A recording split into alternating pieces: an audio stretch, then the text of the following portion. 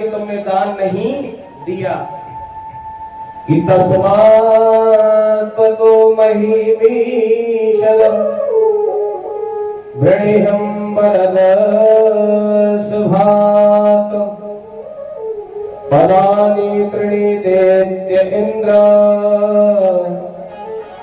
संभितानि पदामः।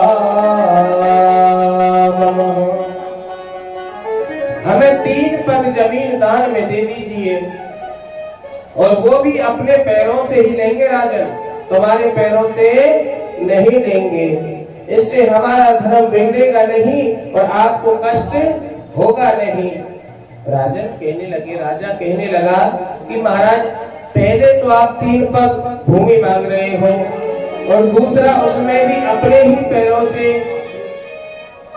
बोले महाराज आप तो पहले तो दान मांगना ही नहीं आया, और अगर दान में तुमने 3 पग भूमि मांगी तो वो अपने पैरों से आप 52 की 52 ही रहे महाराज, आप प्रदान लेना नहीं आया। बोले ठीक है, आप जहां से चाहे वहां से नाप लीजिए। तो भगवान कहने लगे सुन भाई राजा बलि,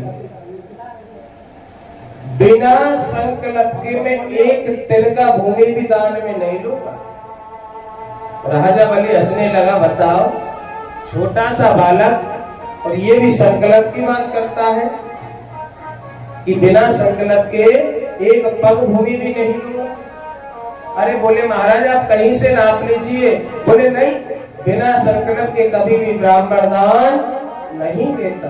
जो सत्य जो ब्राह्मण कार्य करता होगा, ब्राह्मण का कार्य कराता होगा, वो बिना संकल्प के दान कभी नहीं देगा। लेकिन आजकल तो ब्राह्मण बन करके जाने कौन कौन घूम रहे हैं, जैसा दे तो वैसे ही ले जाए। बिना संकल्प के दान ना तो आपका लगेगा और वो लेगा उसको हजम भी नहीं होगा, क्योंकि आजकल देख रहे हो अनेक पीड़ाओं से लोग ग्रसित होते जा रहे हैं। कभी भी दान दो तो संकल्प कराकर दान देना चाहिए। चाहे देते हो आप 1 रुपया संकल्प करा के दो, लेकिन भागवत कथा जैसी कथा में मंदिर में चढ़ाना हो तो वो बिना संकल्प के चढ़ाओ। लेकिन दान अगर किसी को देना हो तो वो संकल्प करके दान दो। जब राजा बलि कहने लगा कि महाराज आप जहां से नापना है नाप लीजिए। अब जब संकल्प की इतनी जिद करने लगे वामन भगवान, तो शुक्राचार्य कहने लगे छोटा सा बालक और ये संकल्प बार बार में संकल्प को बीच में क्यों ला रहा है इतनी छोटी सी जमीन के लिए, छोटी सी बात के लिए। जैसे ही शुक्राचार्य ने आंख बंद की कि ब्राह्मण रूपाय वामनाय केमाग्नि पदानि पृथ्वी अहिं संपदते, कि बार बार ये बालक जिद कर रहा है, ब्राह्मण बालक के 3 पग भूमि वो भी संकल्प से लूंगा। तो शुक्राचार्य जी ने नेत्र बंद किए और नेत्र बंद करके ध्यान लगाया तो देखा कि ये कोई वामन नहीं है, साक्षात नारायण है। राजा बलि को बुलाया, बोले शिष्य इधर आओ। बलि गया। बोले बलि ये कोई वामन नहीं, ये 53 नहीं है तो 58 है, पूरा पूरा की पूरा छलिया है। बोले कौन छलिया है? बोले आपको कैसे पता? कि तुम्हें पता है ना तुम्हारे गुरुजी दिव्य शक्ति है, इन्होंने हमने बहुत साल तपस्या की जिससे हमें दिव्य शक्ति मिली, उससे हमने देखा ये साक्षात नारायण है।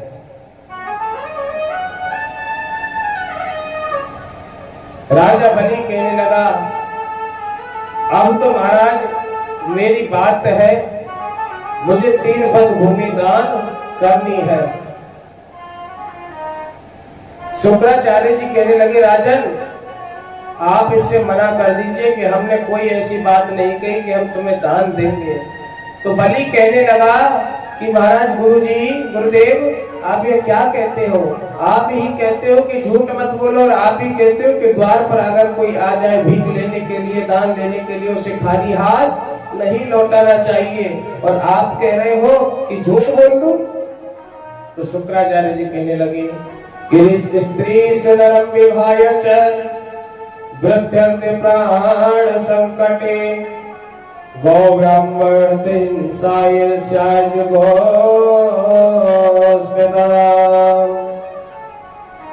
कि राजन 8 जगह ऐसी है जहां झूठ बोलते तो वहां पाप नहीं लगता। कहा जहां झूठ बोलते 8 जगह ऐसी है वह पाप नहीं लगता। पहला, अगर किसी कन्या का या किसी का पुरुष का विवाह आपके झूठ बोलने से होता हो, अगर उनके जोड़ा बन जाए, उनका गठबंधन हो जाए आपके झूठ से, तो वह झूठ अच्छे के लिए है, उसका पाप नहीं लगता। बोले दूसरा कि किसी गाय की हत्या हो रही हो, किसी गाय के प्राण संकट में हो, अगर झूठ बोलने से वो गाय के प्राण रुक जाए, बच जाए, तो झूठ बोल देना चाहिए, वहां भी पाप नहीं लगता। बोले राजन, अगर किसी का सर्वस्व धन जमीन जा रही हो और वो आपके एक झूठ से बचती हो, तो वह झूठ बोल देना चाहिए, जिससे आपका धन और जमीन नहीं लुटे।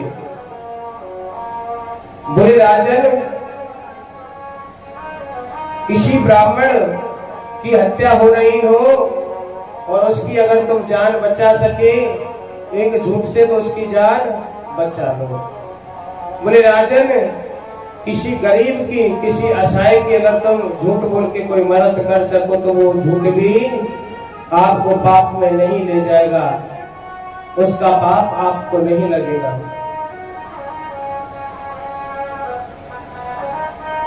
और बोले राजन, अगर किसी स्त्री से अगर बात छुपानी पड़े, कोई बड़ी बात है छुपानी पड़े, वहां भी झूठ बोल दिया जाए, तो उसका भी पाप नहीं लगता, क्योंकि माता बहनों को युधिष्ठिर जी का श्राप लगा हुआ है। अगर पति ने घर पे आके कोई बात बता दी वो तो ठीक है, लेकिन पति ने पत्नी से कह दिया कि सुन, किसी को बताना मत, तो ये तो और गलती कर दी, और ये कह दी कि बिल्कुल ही मत बताना, ये तो और बड़ी गलती कर दी।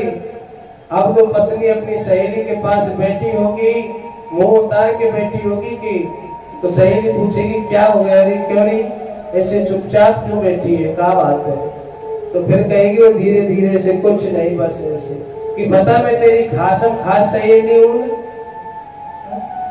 तेरे दुख सुख में मैं काम आऊं ना, तुमको बता तो सही क्या बात है। बोले अच्छा मैं बता तो दूंगी, पर ध्यान रखियो कोई को और को मत बताइए कि ऐसो है गो, रात को मेरे पति या काम करके यार मोते कही के किसी को बताइए मत है? और मैंने तो को बता दिए, अब तू कोई को मत बताइए। अब वही बात बताई थी तो शिवर पे, और पहुंच गई धीरे धीरे उड़ती मथुरा गेट पर। हा? जब तो कहते कि कोई बड़ी बात हो तो स्त्री को कभी बताना नहीं चाहिए। स्त्री कितनी भी प्यारी हो, पर भेद बताना ना चाहिए। बेटा कितना भी लाडला हो, उसे सर पे चढ़ाना ना चाहिए। जब माता महाभारत काल का समय, स्त्रियों को श्राप कब लगा कि महाभारत काल का समय था, जब महाभारत का युद्ध पूर्ण हुआ तो पांडव पिंडदान करने के लिए गए थे अपने वंशों के, कौरवों के लिए। सभी का पिंडदान किया तो मां कुंती कहने लगी, हे युधिष्ठिर, एक पिंड आप कर्ण के नाम का भी दान कर दो। बोले मां क्या कहती हो कि हाँ। बोले ना तो उसकी जात का पता, ना उसके घर का पता, ना माँ बाप का पता, उसका हम पिंडदान क्यों करें। बोले बेटा मैं कहती हूँ कर दो। बोले माँ क्यों करें ये तो बता, और सबसे बड़ा दुश्मन तो वही था हमारा कौरवों की सेना में। बोले बेटा वो तुम्हारा दुश्मन नहीं, वो तुम्हारा भाई था। इतना जब युधिष्ठिर ने सुना तो माँ से कहने लगा, माँ ये तूने क्या किया, तुमने गर्दई कैसे हो गई कि अरी राजमाता न हमसे छुपाती, भाई से अटूट भाई चारा न जाता, करण जैसा भाई मारा न जाता, करण जैसा भाई मारा न जाता।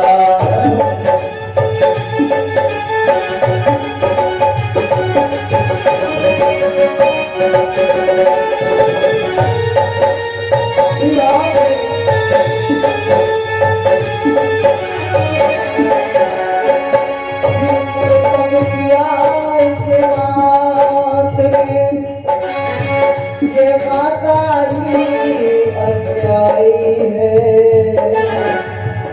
जिसे जन्म दिया था अपने गर्भ से वो कर्ण तुम्हारा भाई है। कि वो ऐसे गम का प्याला था जिसे दिव्या पीने नहीं देती, और बेटा कह देती कर्ण को मैं तो ये दुनिया जीने नहीं देती। ओ अरे राजमाता तू राजनाथ माते, अरे राजमाता तू राजनाथ माते। कर्ण तेरा भाई था तो मेरे बताते, कर्ण मेरा भाई था तो मेरे बताते। नैना से वो नैना नैना से वो नैना तारा नैना कर्ण जैसा भैया तेरा कर्ण जैसा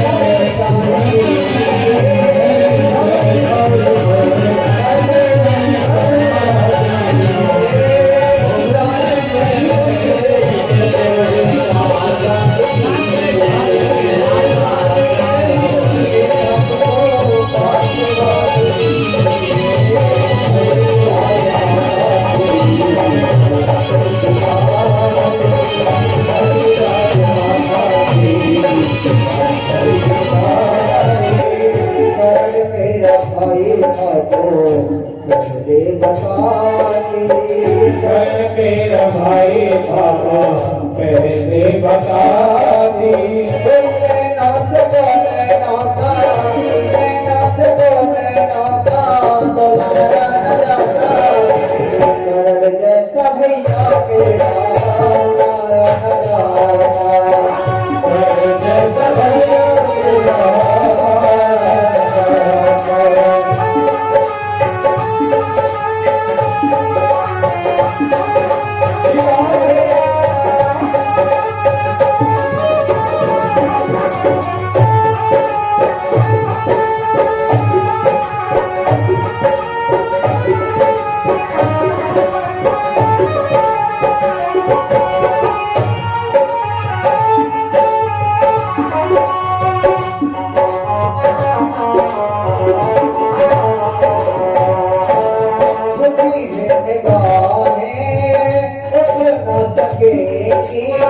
झुकी है निगाहें उठ न सकेगी, तेरे एहसानों की कीमत चुक न सकेगी, तेरे एहसानों की कीमत चुक न सकेगी। झुकी है निगाहें उठ न सकेगी, झुकी है निगाहें उठ न सकेगी।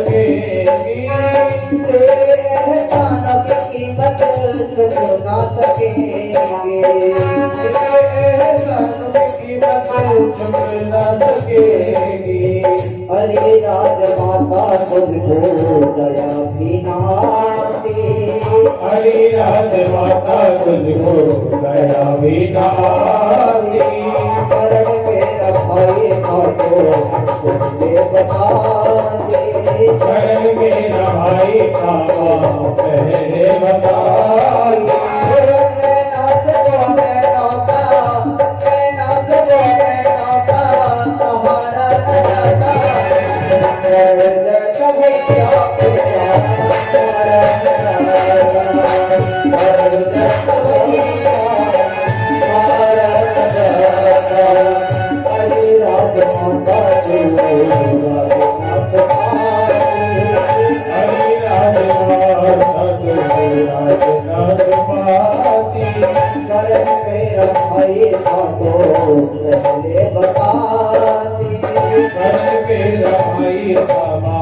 पहले बताती।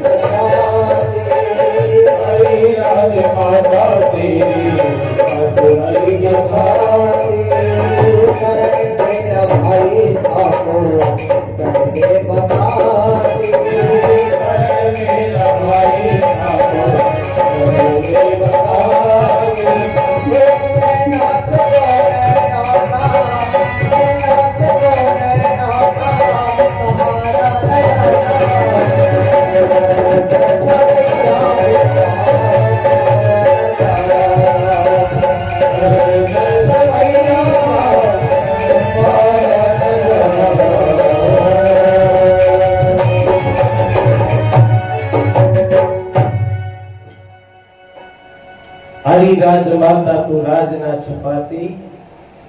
कर्ण मेरा भाई था वह पहले बताती। भाई से अटूट भाईचारा ना जाता और कर्ण जैसा भाई मारा ना जाता। अगर मां कुंती पहले ही बता देती कि अर्जुन, हे धर्मराज युधिष्ठिर, जिस कौरव सेना में तुम लड़ने जा रहे हो, जिन कौरवों से तुम्हारा युद्ध है, वहां तुम्हारा एक खासम खास भाई भी है जिसका नाम कर्ण है। अर्जुन ने एक बार कहा भी था कि मां, मैं जब युद्ध करने जाता हूं तो एक बार मेरी नजर कर्ण के पैरों पर पड़ी। जब मैंने पैर देखे तो वो पैर आपके पैरों से मिल रहे थे। मुझे एक बार तो लगा शायद ये हमारा ही कोई रिश्तेदार है, लेकिन आज पता चल रहा है कि कर्ण हमारा सबसे बड़ा भाई था। तब युधिष्ठिर जी ने श्राप दिया कि मां, आज के बाद कोई भी औरत अपने हृदय में कोई भी बात छुपा नहीं सकेगी।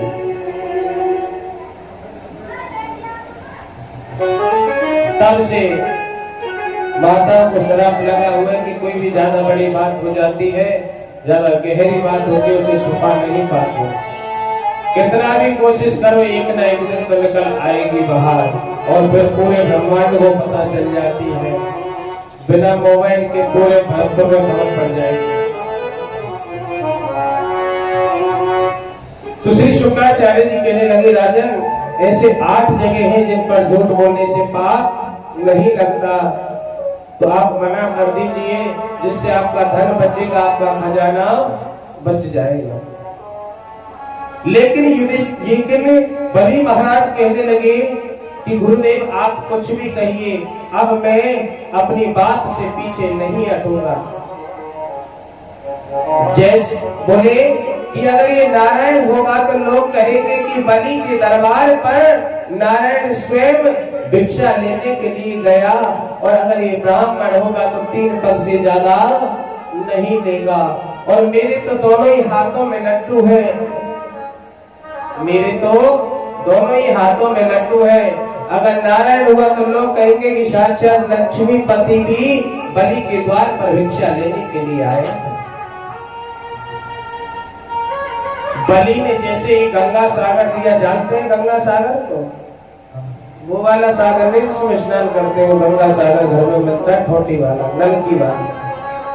अब गंगा सागर जैसे ही संकल्प करने के लिए लिया, जैसे ही जल निकाले तो शुक्राचार्य जी ने क्या किया कि अपना छोटा सा रूम बनाया और उस घोटी में जाके बैठ गए। बोले कि जल निकलेगा नहीं और मेरा चेला लुटेगा नहीं,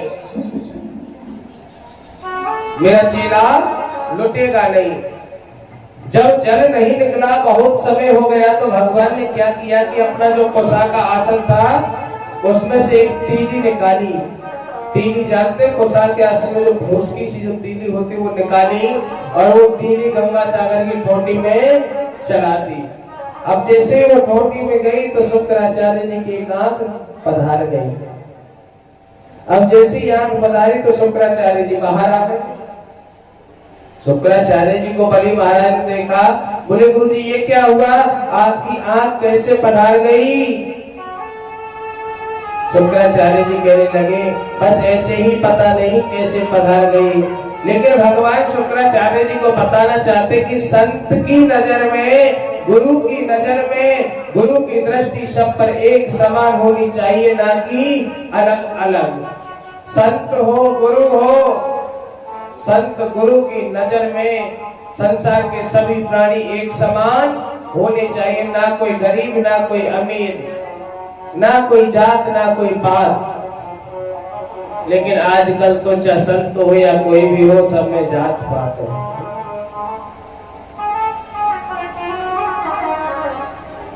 इधर बलि महाराज ने संकल्प लिया, जैसे ही संकल्प जमीन पर छोड़ा, इतने में मेरे भगवान ने विराट स्वरूप धारण कर लिया, अपना विराट स्वरूप बना लिया। बोलिए विराट भगवान की। अब जैसे ही विराट स्वरूप बनाया, अब तो बलि पैरों से ऊपर देखी नहीं, सिर तो दिखे ही नहीं। महाराज भगवान का सिर कहाँ गया, अब तो पैरों में बलि महाराज रह गए। अब ऊपर देखे लेकिन सिर दिखता ही नहीं। श्रम जल बिंदु का मंडल राख्यो, भगवान के चरण से जल गंगा में प्रकट भयो। जब भगवान ने पहला पग रखा तो भगवान के पहले पग से समस्त ब्रह्मांड को नापते हुए भगवान का चरण ब्रह्मलोक में गया। वहाँ ब्रह्मा जी के कमंडल में जो जल था, उस जल से भगवान के पैर को धोया। जैसे पैर को धोया, वहीं से गंगा जी का प्रादुर्भाव हुआ। वही जल ब्रह्मा जी ने अपने कमंडल में भर लिया। फिर से दूसरे पग में भगवान ने अतल वितल सतल सात सभी लोगों को नाप लिया, अखंड ब्रह्मांड को नाप लिया, 14 भवनों को नाप लिया, 7 दीपों को नापा, 9 खंड को नाप लिया। जब 2 पग नापने के बाद भगवान कहने लगे बलि, गरुड़ को पहले आदेश दिया कि बलि को बांध दिया जाए और इसको नरक की यातना दी जाए। तो बलि कहने लगा महाराज क्यों? बोले कि तुझे तो पता नहीं कि तुमने संकल्प किया मुझे 3 पग भूमि देने का, अभी तो 2 पग हुई है, तीसरा पग कहाँ रखूं? इतने में बलि महाराज की पत्नी आ गई। बोली महाराज आप ये बताइए कि धन बड़ा कि धन बड़ा या धन कमाने वाला बड़ा, धन का मालिक बड़ा? तो भगवान कहने लगे देवी, ना धन बड़ा है, ना पैसा बड़ा, ना जमीन बड़ी, लेकिन धन का मालिक बड़ा है। बोले प्रभु बस तो आपका हो गया काम। बोले तीसरा पग मेरे पति के सर के ऊपर रख दो। मेरे भगवान ने तीसरे पग में बलि महाराज को नाप दिया। श्लोक भवान ममृतम बचो विलेकम सुरवर्य मन्यते करो मृतम तन्न भवेत लवम अन्न पदम तृतीयम कुरु शीर्ष आचार्य सुखदेव जी कहते राजन, तीसरा पद भगवान ने राजा बलि के ऊपर रखा और भगवान कहने लगे राजन, भगवान ने मन ही मन में राजा बलि को स्वतः लोक का राज दे दिया। और लेकिन बाद में कहने लगे राजन, मैं तेरी भक्ति से बड़ा प्रसन्न हूँ, बोल क्या मांगना चाहता है। तो बलि एक मिनट को सोचने लगा कि कुछ समय पहले तो मुझसे मांग रहे थे, लेकिन अब मुझको देना चाहते हैं, कि बोल क्या दे दूं, क्या लेना चाहते हैं।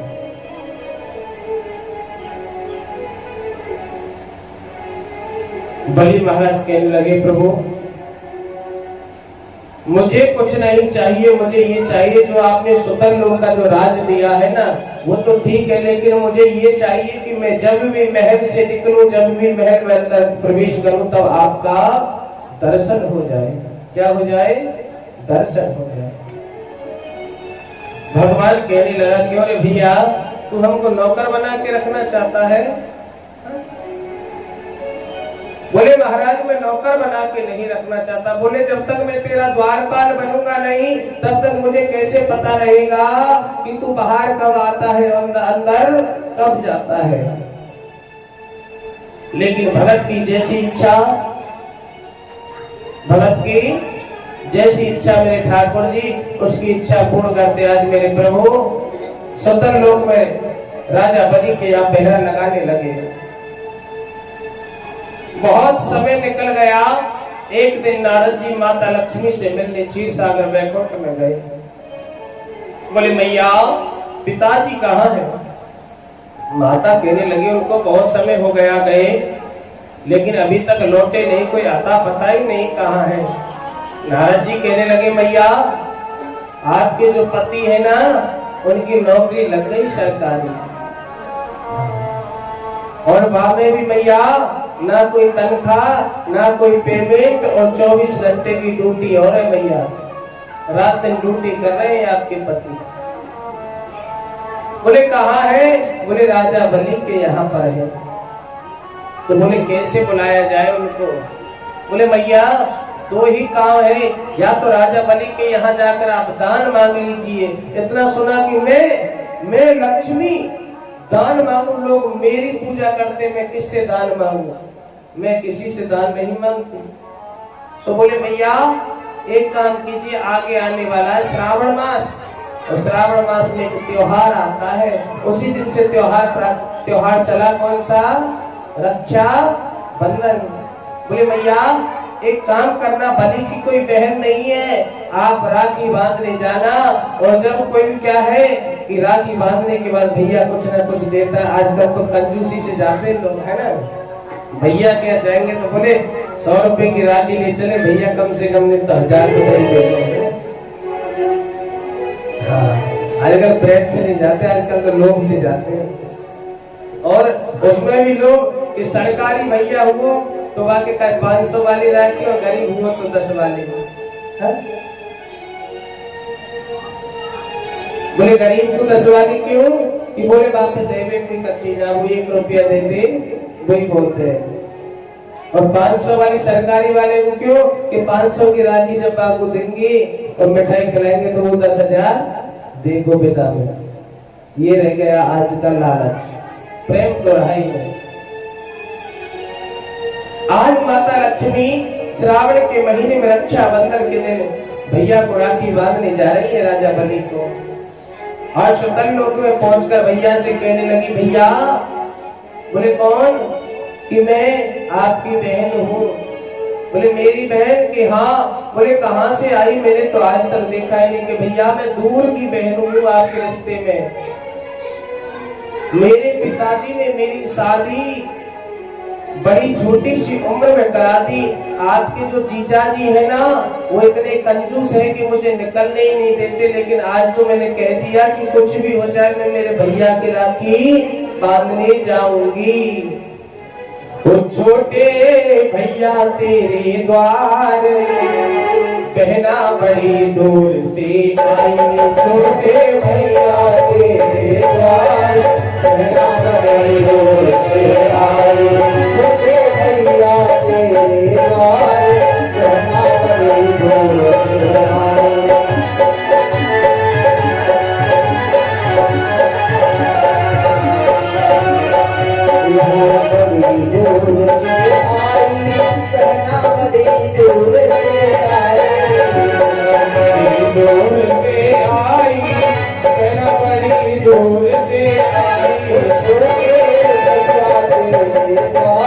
कहना हरि बोल जय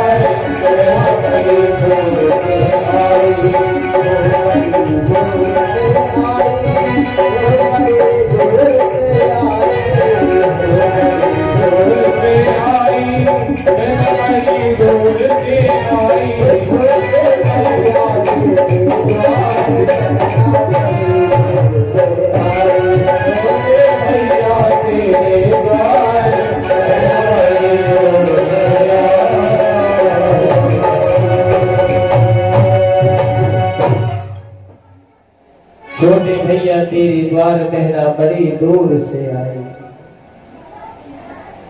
पता है माताओं की एक अजब लीला है, बताओ कौन सी? एक कहानी याद आ गई मुझे।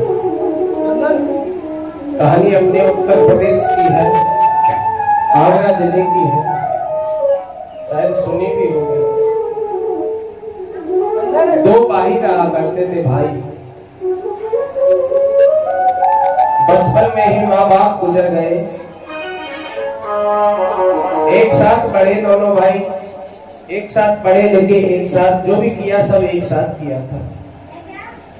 धीरे धीरे बड़े हुए तो एक भाई की शादी हो गई, लेकिन तब तक दोनों भाई साथ रहते थे।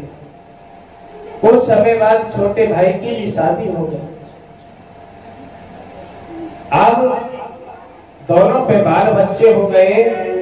धीरे धीरे क्या हुआ कि जो दौरानी और जेठानी थी दोनों में बनती नहीं थी।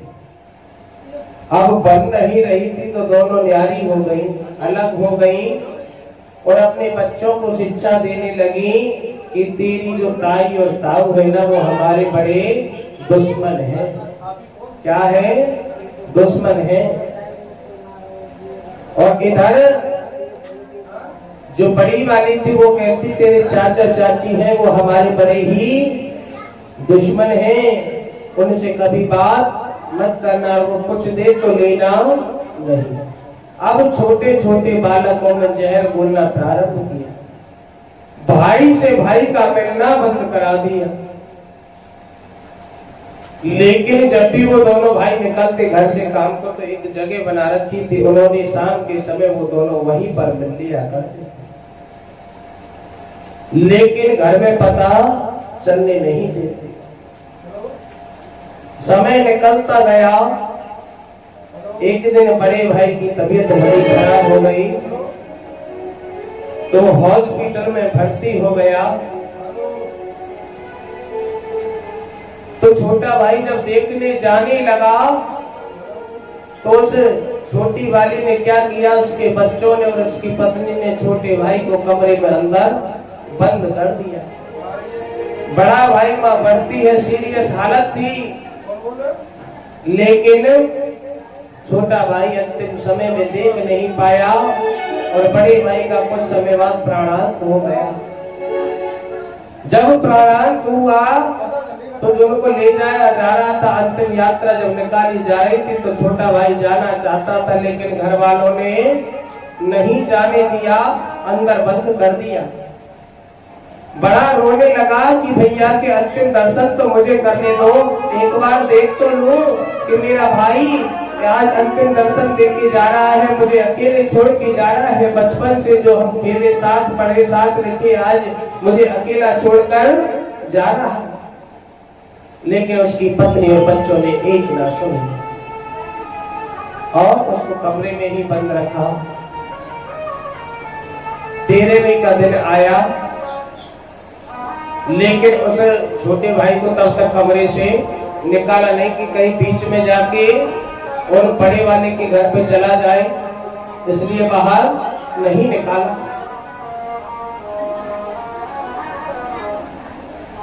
और जब 13वें का दिन हुआ सभी खाना खा के चले गए। जब शाम का समय होता है ना, रात्रि के 6-7 बजे होते, तब क्या मजदूर लोग आते हैं गांव में खाना खाने को। जो मजदूर जाते हैं बाहर नौकरी करने, वो शाम को ही तो आते हैं, तो वो खाना खाने आए थे। तो इधर उन लोगों ने सोचा अब तो सब फ्री हो गया, आप पिताजी जाएंगे नहीं कहीं भी, तो उन्होंने कमरे से बाहर निकाल दिया और अपने अपने कार्यों में लग गए। छोटे वाले ने देखा कि सभी अपने कार्य में लगे हुए, तो दौड़ा हुए तो भाई के घर पर पहुंच गया और जहां वो मजदूर खाना खा रहे थे उनकी चप्पलों में बैठ के खुद खाना खाने लगा।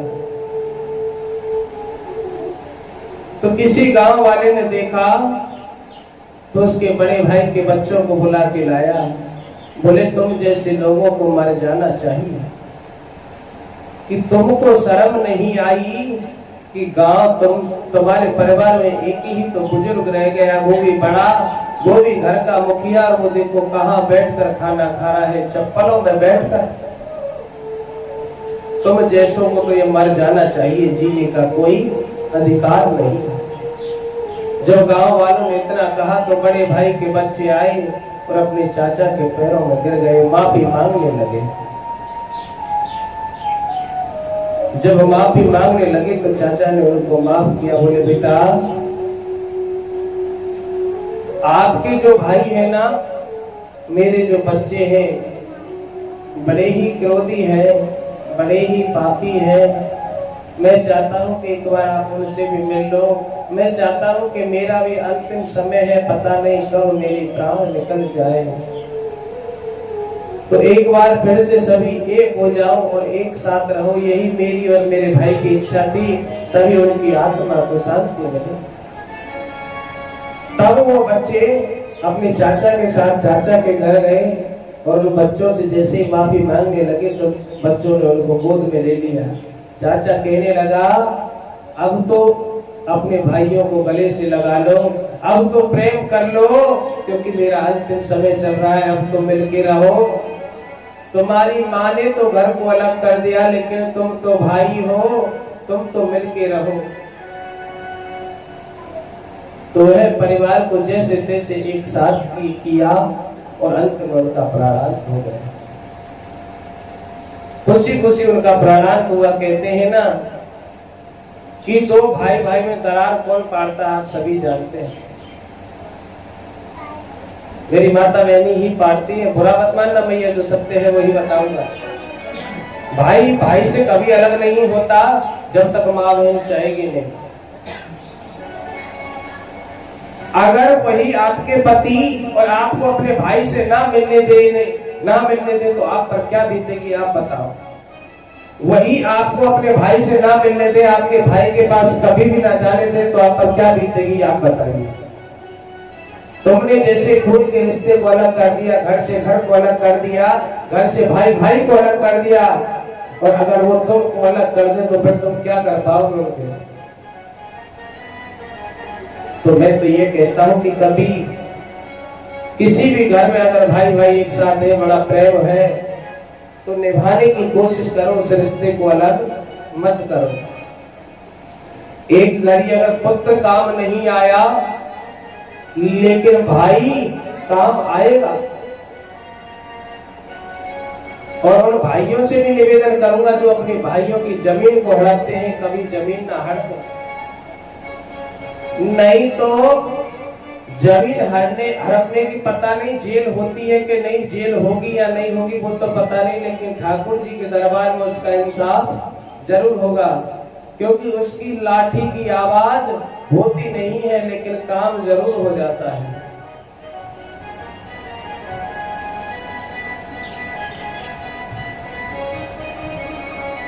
तो मेरी मां लक्ष्मी आज भगवान को राजा बलि से मांगकर वैकुंठ लोक को चली गई। सुखदेव जी बोले, राजन हमने बताया था आपको कि भगवान के 24 अवतारों में 2 अवतार बड़े ही मुख्य हैं। बोले कौन से? कि राम और कृष्ण। कि राम कृष्ण दो एक है, अंतर नहीं निमेष, जिनके नयन गंभीर है सो जिनके चपल विशेष। बोले हे राजन, श्री कृष्ण कथा में प्रवेश करने से पूर्व पहले हमको राम के चरित्र को जानना आवश्यक है। जब तक हम राम के चरित्र को जानेंगे नहीं, तब तक कृष्ण चरित्र, कृष्ण की कथा को हम समझ नहीं पाएंगे। बुरी मर्यादा की जो पुरुषोत्तम है, पुरुषों में जो उत्तम है वो है कौन? राम। और लीला जो पुरुषोत्तम है वो कौन है? कृष्ण। क्योंकि कृष्ण आए लीला करने और भगवान राम थे मर्यादा के पुरुष। सुखदेव जी कहने लगे, राजन अब मैं जिस वंश में राम आए थे उस सूर्य वंश का निरूपण करने जा रहा हूं, तो ध्यान से सुनो। बोले नारायण के पुत्र हुए ब्रह्मा, ब्रह्मा के पुत्र हुए मरीचि, मरीचि के पुत्र हुए कश्यप, और कश्यप के पुत्र हुए सूर्य, जिनको हम विवस्वान में कहते हैं। और विवस्वान के पुत्र हुए वैवस्वत मनु, इनके 6 पुत्र हुए। बड़े पुत्र का नाम था प्रद्युम्न, जो कि कैलाश पर्वत में जब माँ भगवती, माँ परम्बा और भगवान शंकर भ्रमण कर रहे थे, उस समय प्रद्युम्न कैलाश पर्वत के जंगल में चला गया। जैसे माँ पार्वती को देखा तो माँ पार्वती ने उसे जो श्राप दे दिया कि तू इस जंगल में स्त्री बन जा। तो प्रद्युम्न 6 महीने स्त्री रहता और 6 महीने पुरुष रहता। इसी प्रद्युम्न के पुत्र हुए सत्याती, और इन्हीं के घर में एक सुंदर कन्या का जन्म हुआ जिसका नाम था। इन सत्याती की एक पुत्री थी, परम सुंदर कन्या थी, उनका जन्म हुआ। लेकिन सत्याती महाराज ने अपनी पुत्री की जो देखभाल थी वो पुत्र की तरह की थी। कैसे की थी? पुत्र की तरह की थी। एक दिन सत्याती महाराज अपनी बेटी को लेकर जंगल में गए थे। बोले बेटी, मैं थोड़ी देर शिकार खेलने जाता हूँ, तो एक काम कर, इस वट वृक्ष के नीचे खड़ी हो जा।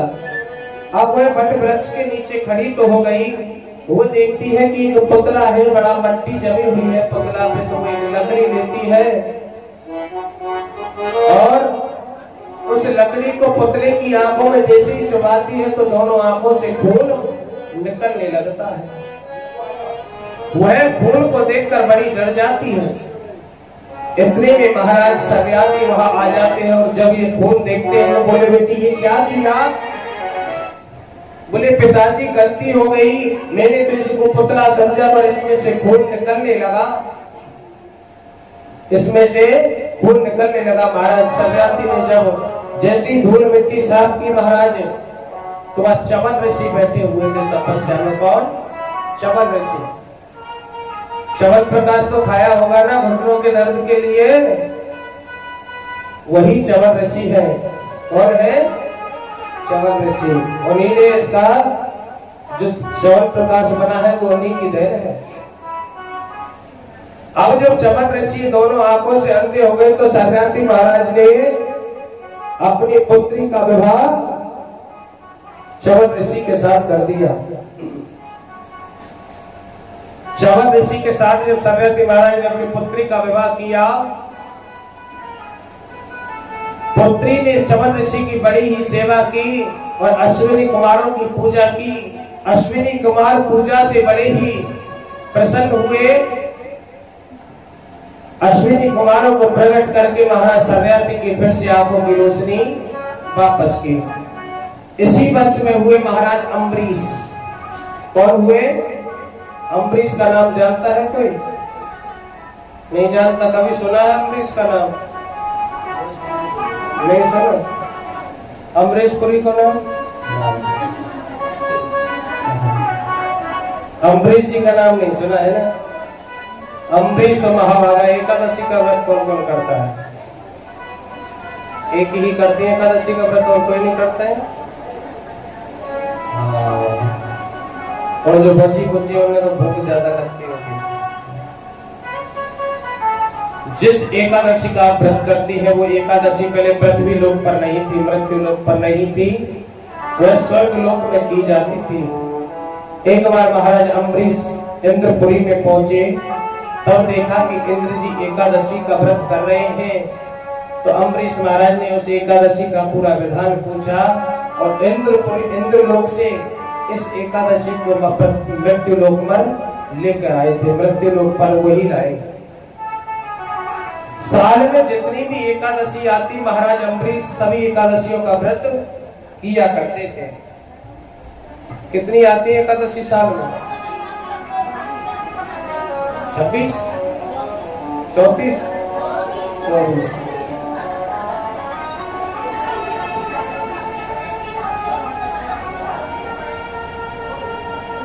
कभी कभी 26 भी हो जाती है, कभी कभी 24 भी हो जाती है और कभी कभी तो कई पड़ जाती है, डबल पड़ जाती है। डबल एकादशी और अगले महीने में भी डबल निकल के गई। हाँ बस मैया हो गई, बात हो गई। जितनी पड़ती आप व्रत करती हो गिनते रहना, जितनी पड़ती है। जितनी भी साल में एकादशी पड़ती महाराज अम्बरीश सभी एकादशी को निर्जला किया करते थे। क्या? निर्जला। अभी आने वाली है निर्जला। एकादशी के एक दिन पहले से वो अन्न खाना बंद करते थे और एकादशी के एक दिन पहले तक चावल भी नहीं बनाते थे और एकादशी के दिन कुछ भी नहीं खाते और जब द्वादशी तिथि आती तब पारायण करते थे। और कब? पहले गाय को खिलाते, उसके बाद किसी ब्राह्मण को या कन्या को खिलाते, उसके बाद स्वयं पाते थे। और एकादशी का नियम भी ये कहता है, इसका पूरा फल तब मिलता है कि आप एकादशी से पहले जो क्या है कि संध्या कालीन समय उस समय से आप भोजन अपना बंद कर दीजिए, अन्न को त्याग दीजिए। एकादशी के दिन पूरा बिना अन्न खाए रहे। आजकल तो ऐसी एकादशी तो महीना में 6 बार आए करे। महाराज घर में रबड़ी बनेगी, कुट्टू की पकौड़ी बनेगी, हाँ समा की खीरों बनेगी महाराज, साबूदाने की खिचड़ी बने महाराज, 50 तरह के तो व्यंजन बन जाओ। शाम को अगर पति देव आए, बोले कहा भयो, बोले पूछो आज पतो ना है तुम्हें मेरो व्रत हो एकादशी का। हाँ मोड़े बांध के ऐसी पड़ जाए। और दिन भर जो चल रहा बफर सिस्टम वो अलग है कि गोटू, अब गोटू की पकौड़ी खा ली, अब रबड़ी खा ली, अब समा के चावल की खिचड़ी खा ली, तो अब साबूदाने की खीर खा ली। और शाम को कह रहे कि हम व्रत है। तो हमारे ब्रज में तो कहे करे भैया कि ऐसे व्रत रोजाना ही आए करे, जा खा खा के मोटे हो जाएंगे। व्रत का मतलब है प्रतिज्ञा कीजिए कि हम बुरी चीज को छोड़ना चाहते हैं। एकादशी के व्रत का मतलब है कि आप पूरे दिन बिना अन्न खाए रहिए। हो सके तो दोनों समय जब मिल जाते हैं, सुबह से और शाम का जब समय मिलता है, संध्या कालीन समय होता है, उस समय सूर्य अस्त होता हो और रात्रि आती हो, उस समय आप क्या है कि फलाहार करें। वो भी थोड़ा सा, वो भी कितना कि आपको उबासी नहीं आनी चाहिए फलाहार करके। अब तो भैया यहाँ तक ना भरे, यहाँ तक भर ले खोपड़ी तक। हाँ उतना ही खाए, डकार नहीं आनी चाहिए प्रसादी पाकर एकादशी की। द्वादशी में सुबह प्रातः स्नान करके सबसे पहले गाय का निकाले, उसके बाद किसी कन्या ब्राह्मण को भोजन कराए, उसके बाद फिर स्वयं को पाना चाहिए। तब ये एकादशी का व्रत का फल आपको मिलता है।